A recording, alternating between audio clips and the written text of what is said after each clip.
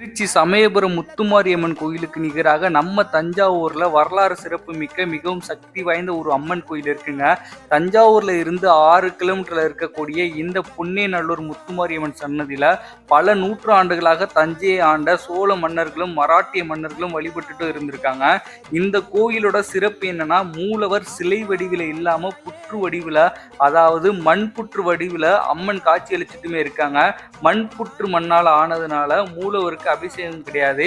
இந்த அம்மன் கோயில்ல கண் நோய், அம்மை நோய், தோல் நோயிலிருந்து விடுபட அம்மனுக்கு உப்பு அழைச்சிட்டு வந்தா உடனே சரியாயிடும் சொல்லிட்டு பக்தர்களோட மிகப்பெரிய நம்பிக்கையாவுமே இன்னைக்கு வரைக்கும் இருக்கு.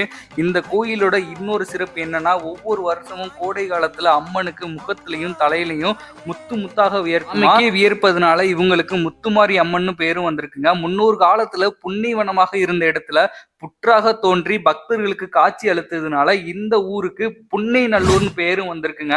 தஞ்சாவூர் சைடு போனீங்க அப்படின்னா இந்த அம்மனை தரிசனம் பண்ணாம வந்துடாதீங்க.